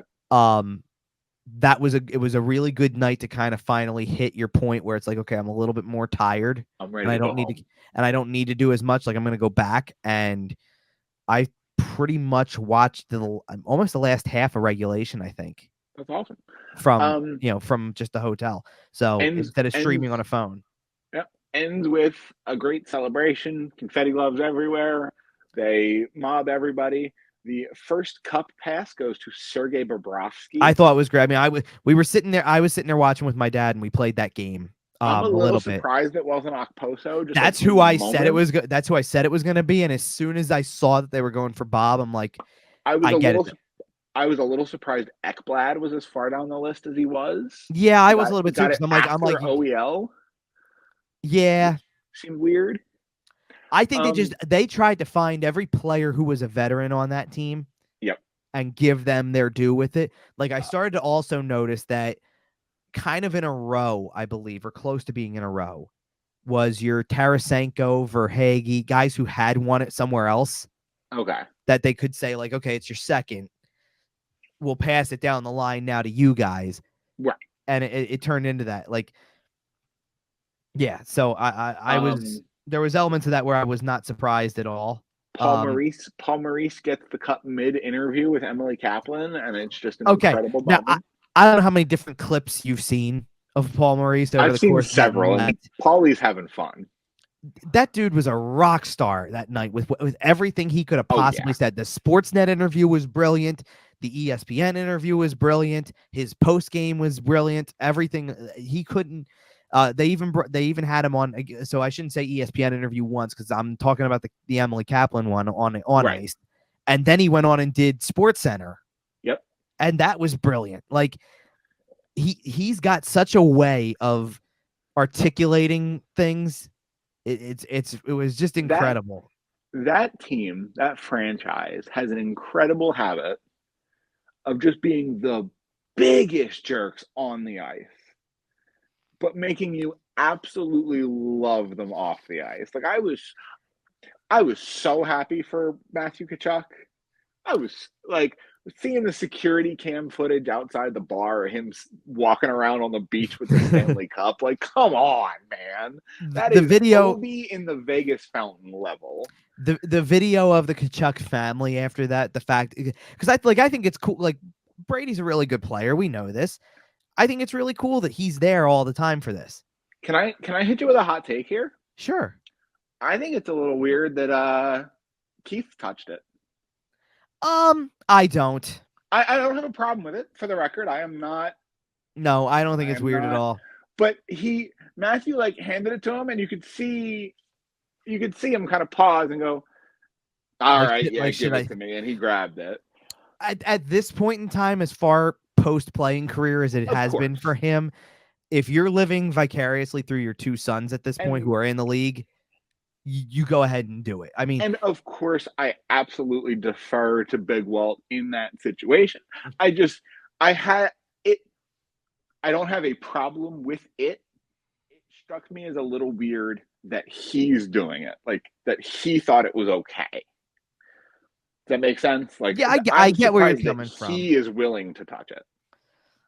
It's also very funny that Brady is very conspicuously on the other side of any photo. Just very conspicuously nowhere near it. Well, that I think is the difference in the dynamic you're presenting is that of course. at this point, let dad hold it because he had an entire career where he didn't get the chance to. So come on in, go ahead, hold it. But little brother on the other side, Right, you might be playing him for it within the next 3 right. or Well, 4 no, years he's here. gonna want his own In the Eastern opportunity Conference for Final. it.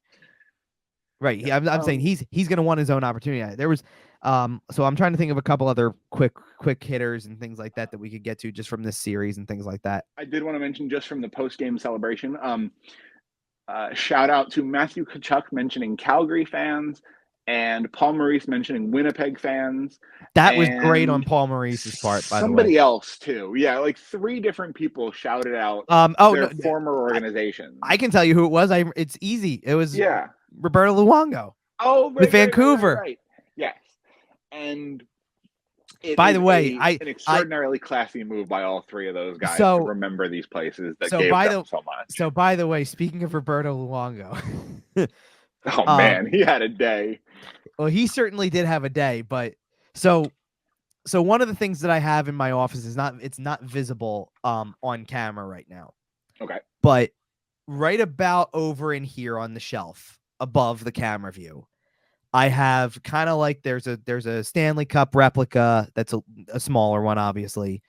And then I usually put one of those like souvenir puck type, that displays who won championship that year. I started doing this last year and I'm going to do it every year, basically. So right now there's a picture of Vegas last year and there's a puck that says Vegas 2023, right? And I already found the 2024 puck for Florida. Okay. And I'll go and get the picture printed to go into the picture frame. That'll be a Florida instead of Vegas, right? Yeah. The picture that I found of the whole, because I like to do one of those team shots, right? Like the cup's in the middle and everybody's surrounded or whatever. The picture has, if you look, just look at Roberto Luongo in this particular picture. Like, and there's a sequence of them because like they're just taking these things rapid fire, obviously, or whatever. Like at one point in time, by the way, Bob nearly missed the picture. Like Bob comes in, like if you're actually watching it live on the broadcast, right. Bob comes in like halfway through some of these, and like half the team looks over and is like, "Oh yeah, Bob's not here. Get in here." Like it was just really which is really funny. But this is before the real like this, as much as this is the celebration, this is before the real celebration gets really going. Because that, they haven't taken the cup in to start having drinks out of it. Oh yet. It's saying, still relatively tame on the ice. We're still celebrating with friends and family. It's not just the boys yet. And in this picture, Roberto Luongo looks like he's already 3 deep. Oh, I'm sure he is. And I just sent you a Roberto Luongo tweet from about 30 minutes ago. Is it the thing? Oh no, okay, never mind. This is not the same. No, it's from about 30 minutes ago. He tweeted a video, and you don't have to watch the whole video. I didn't, but it is Roberto Luongo eating spaghetti out of the Stanley Cup. So that's in case amazing. You were wondering, he is enjoying it, and also he has possession of it at the current moment. Yeah, he certainly does, because I like the one from 8 hours before it. Yes, yeah. That says brought a friend to work today, and it looks like a giant paperweight on his desk. Oh, I assume the Florida Panthers office has been a very fun place to work. Which by the way, because Roberto Luongo, by the way, his role is special advisor to the GM. Right. He is there as Vibe Master General. Well, no, he is, but what I'm saying is that you can have an advisory, like as an advisory role, you still have, some influence on things. You got work to do to an extent. That picture of him with the cup at the desk sums up kind of exactly how we started this thing, with how close it is between the off-season work and the end of the series. Oh, I thought you were going to mention the fact that he has nothing on his bookshelves, nothing on his desk. All he has is his feet up in the cup. No, I wasn't going to go that far with it, but to me, like my point is that the look of somebody who's going to be on a plane in another 12 hours to go to Vegas to be there for the draft. And oh, by the way, I've got the cup that we just won on my desk in the meantime, while I'm sitting here looking like I'm doing, at least for the posed picture, obviously, looking like I'm doing work when there actually is work to be done. You know what time day 2 of the draft starts in Las Vegas? For you mean locally? Yeah. 8:30. Yeah, man, Yeah, I it's would 11:30 pay. a.m., so it's 8:30 a.m. out there. Yeah, good luck. You know how before every NHL game we'll see the guys like coming off the bus in like the suits with the coffee cups? I Mhm. want that, but the GMs I for hear day you. two of the draft because boy, that's going to be rough. Yeah, I didn't quite think about how also that means that round one's going off at 4 o'clock in the afternoon out there. Yep, It is a little strange, but yeah, no, like but it's Vegas, so who cares? but there's a guy who is living his best life too. Yeah, Oh yeah, throw that in there too. Do we want to? and the Florida Panthers don't have a first round pick. Forget about it. Well, I thought when you consider how the pick, because you're talking about obviously that it's the pick the Flyers have, right? Right, right. Okay, it's the way the Flyers acquired the pick, like for who, and then where that guy ended up. Oof. You know what I mean? Yeah. I just like it gave me this very always a bridesmaid kind of vibe where it's like Also, you were Claude just missing out on picking the right team, right? well Going to Colorado instead of Florida, and then just missing out on Florida because they made the Cup final and then won the Cup in the 2 years exactly after he that's left. more of what I was talking about. Yeah. Do we want to discuss the Conn Smythe? Because I think we need to go there. That was a very hot topic. I'm going to lay out how I feel about it, and I assume you feel the same. But if you don't, please feel free to let me know. Sure. I think Connor McDavid winning it is the obvious answer. When you break a Gretzky record, you win Conn Smythe. It's kind of that simple. He put up 42 points. He was an absolute mutant the entire playoffs. I don't really care for the narrative that he didn't score in game 6 or 7 because it is the entirety of the playoffs. And like I said, he was a mutant. And then as for not coming on the ice to accept the award, I don't care in the slightest. I think if you're in Edmonton, maybe you come out and accept it for your home fans. But in Florida, stay in the room, be with the boys.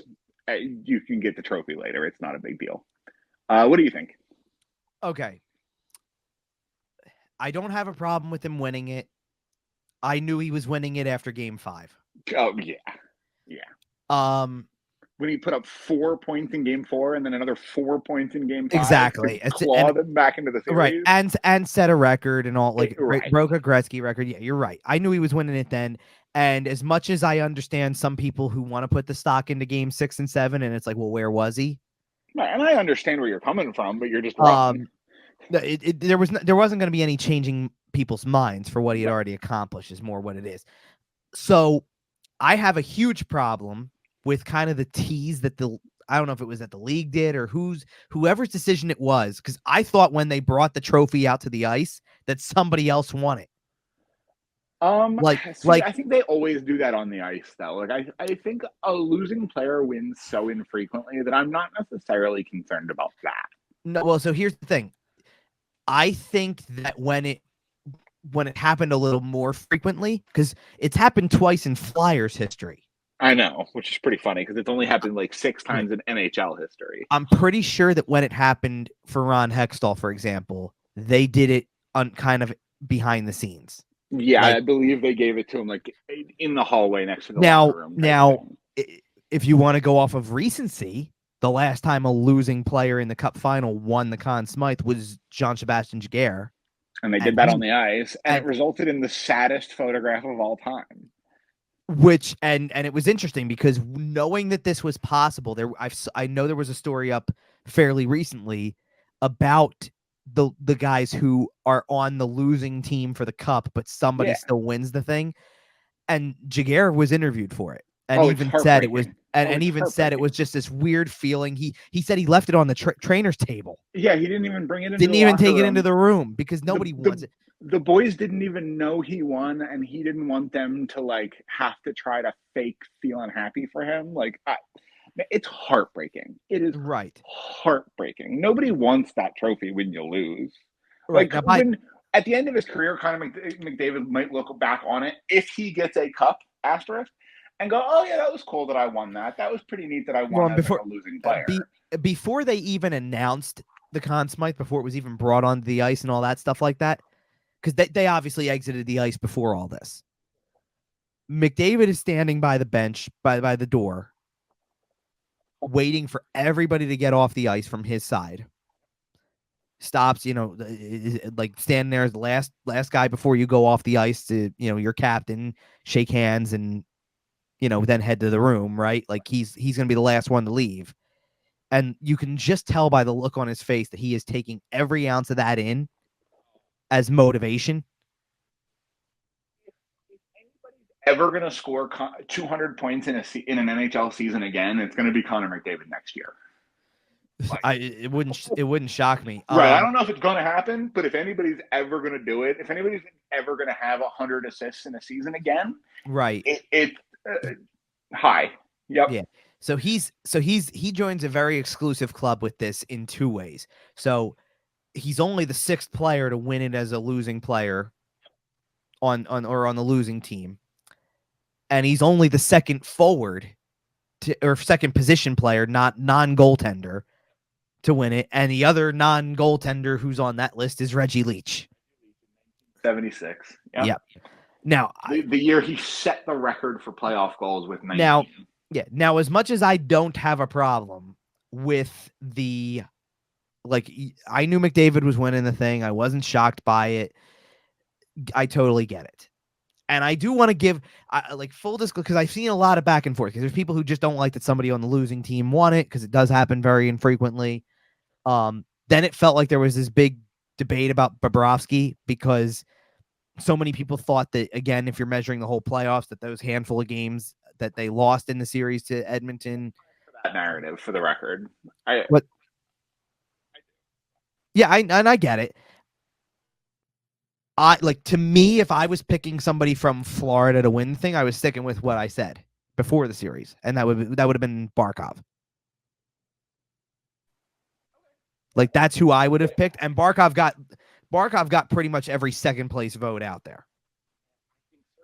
He played so well that if they had closed it out in 4 or even 5, if he had shown up in game 5 like he showed up in game 7, he probably wins it. Yeah, I think he probably wins it. Or he should have anyway. Here's the thing that I think is really disgraceful, though, is you want to give it to McDavid for the back-to-back 4-point game. What's that? About to bring up Jim Matheson's ballot? Well, it's yes and no, because that is a disgrace. In particular, yes, but you want to give it to McDavid after the way he played in games 4 and 5, and you lump in the rest of the playoffs where he's breaking a record. Yeah, I get it. I understand why that happens. And like I said, I was actually kind of surprised to see as many people throw Barkov in at number 2, because I really didn't think, if you're not going to go out and score a ton, and Barkov isn't going to go out there and score necessarily a ton, he's going to put up some points, but he's not going to be the leading point guy at the end of this thing. If it's not going to be him, if you're not going to sit there and factor in shutting down everybody, shutting down the likes of Kucherov, then Pasternak, then Panarin, then McDavid. No boss, right? Right. If you're not going to really put too much weight on that in terms of a Conn Smythe thing, then I'm very pleasantly surprised with number 2. Yeah. Because it feels like they were basically saying, well, if McDavid didn't set records, then it would have been him. Yeah, I think in a normal year, I think in a year where Connor McDavid has 33 playoff points and the Florida Panthers winning 6, then I think it's Alexander Barkov, sure, on a normal playoff run. Absolutely. The disgraceful thing to me is that you had people making the case for Bobrovsky. Yeah. Who got 1 first-place vote and 2 third-place votes. You know who else got 2 third-place votes? Stuart Skinner. Yep.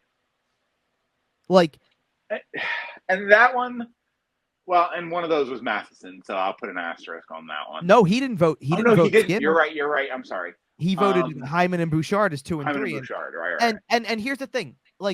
That was the only vote that Hyman got, and I kind of understand where if you know what, if the Oilers would have swept the series and that was your 3 picks, I actually would have gotten it. I agree. But when, man, it's pretty rare for the losing player to win the Conn Smythe. We've talked about it. It's only happened 6 times. Right. So for Jim Matheson to put 1, 2, 3 Edmonton Oilers when he covers the Edmonton Oilers, it's a bad look, man. Come on. And like there's elements of some of the other ones that I like, some of the other vote getters I get, like there was like Gustav Forsling got some nice third place representation on there. I kind of understand that because he really emerged heavily in the playoffs. So I get where it comes from a little bit. I even got the Bouchard votes a little bit because I do like what he brings. I understand where that comes from a little bit, but like to me, I just don't understand how Sergei Bobrovsky ends up with 1 first place vote and 2 third places, and Skinner has 2 third places as well. And the only thing separating them in that ranking is the fact that Bobrovsky got 1 more vote and it was a first place. It just makes no sense. When the margins are this fine, though, it's difficult. It's hard to look at it like that. I think the most important thing is that the correct person won it, right? Like, I think we both agree that Connor McDavid should have won this award. I think what I think is frustrating is that there was, I don't know. I don't know where it came from. Maybe it came from those 3 games. I don't know. But I think it's kind of ridiculous to take an award that is for the bulk of the playoffs. And Bobrovsky was really good the whole way through. And, I entirely agree. Absolutely. And then kind of sit there and have so many people get it right in terms of McDavid and Barkov were definitely up there. And then to have a bunch of third places that go to like to me, it should have just been a crazy back and forth. If everybody wanted to vote McDavid as the guy who was going to win it, be my guest. Like he almost went unanimous. 1 person voted for Bobrovsky as the first place for the Conn Smythe. Everybody else, and McDavid got 1 second place vote as a result of that. Everybody else picked him.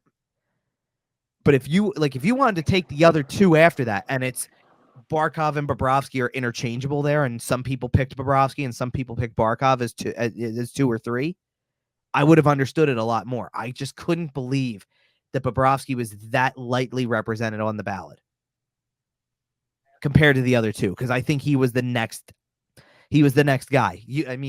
Ask him if he cares. Oh, I know the answer already. In the same way that Barkov does not care. Well, and I did also want to mention, by the way, we talked about the Florida Panthers all this time, talked about Sergei Bobrovsky all this time. I did also want to mention Stanley Cup champion Anthony Stolarz. Yeah, I feel really good for Stolarz. I'd love to say it. Love to say it. A couple Flyers connections. You do have Nick Cousins there.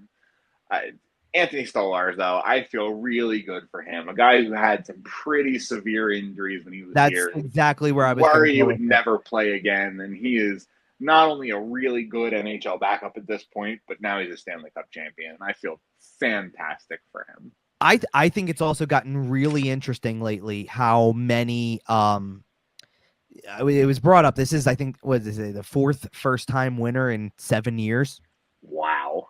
That you go back to when Washington won in 18, St. Louis won in 19, and then you did have a series of kind of repeat winners, if you will. Like that was when Tampa won the 2 in a row, and then Colorado won.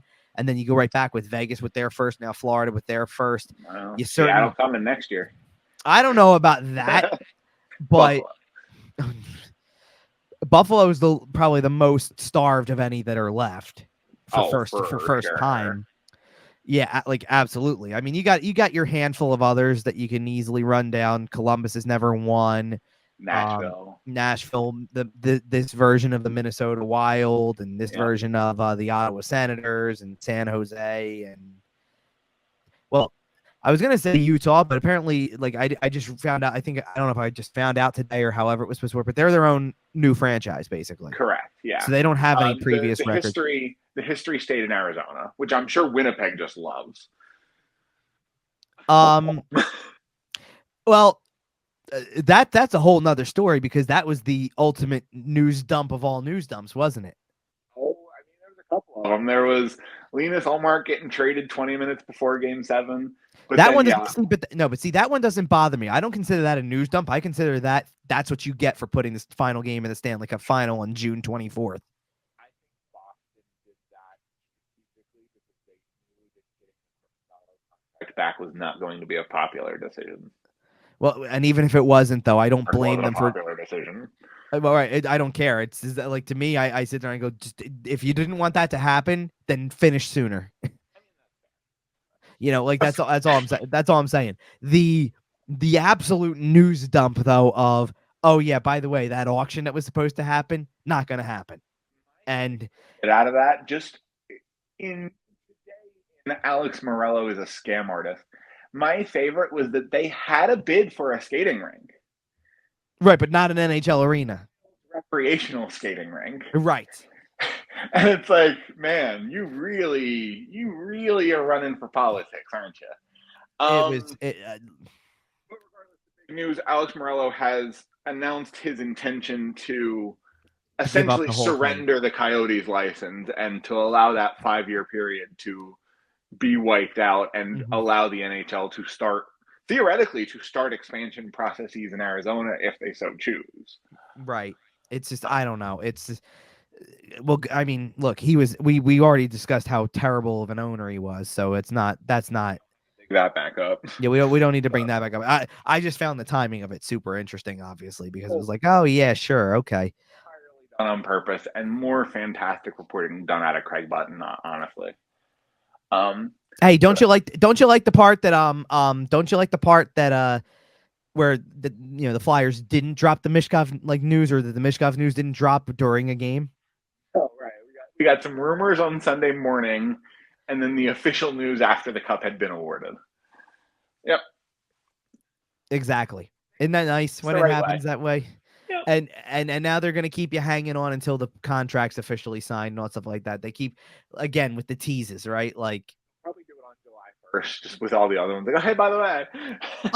The only reason I'm not sure if that's exactly how it's going to go is because if they want to have, and it's, look, I'm sure it's technically doubtful at this point, unless they're working on getting him over here.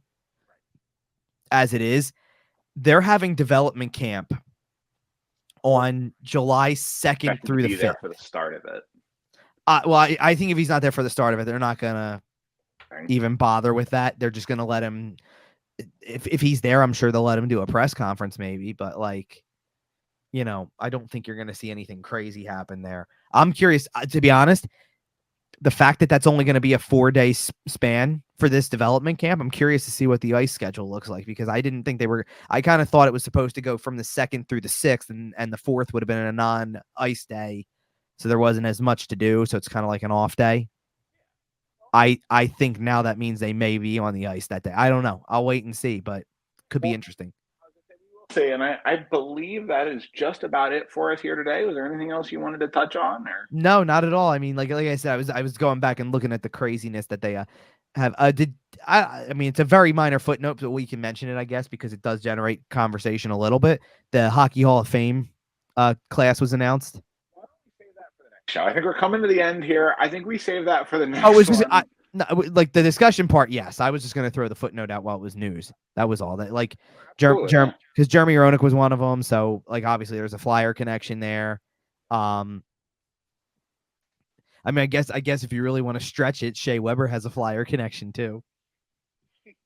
Hey, that contract in Nashville had the Philadelphia Flyers on it for 14 years or whatever it was. No, it's something crazy. And then oh my goodness, why is it escaping me who the third player was? Yeah, I know. Don't get me. That's why I said we'll save that part for later. Don't get me started on that. Oh, Pavel Datsyuk. And then a smattering of others. They have 2 women going into the hall. David Poile. Very well. For David Poile, I think it's deserved. There's definitely a little bit more. May or may not be as deserved, but whatever. Yeah, for Colin Campbell. Yeah, that's another story. Yeah, it turns out when Gary makes the decision, some weird people get in, but whatever. Yeah, that one's another conversation. All right. Well, We may do some of that discussing in a bit. That's going to do it for us here today. Make sure to follow us on social media at YWT Podcast. Check out Kevin at Kevin_Durso. Our next show is probably going to be that first weekend, or obviously not this upcoming weekend with the draft and free agency and all that, but next weekend after all the things have kind of settled down a bit. Most of the signings have been done. Most of the trades have been done at that point. We'll be back to give you kind of a breakdown. So be sure to subscribe to us everywhere you subscribe to your podcast, including sportstalkphilly.com. And Florida Panthers are the Stanley Cup champions this year. The countdown is on. Next year is only a couple months away. So we will be back in about a week and a half. And until then, we'll see you.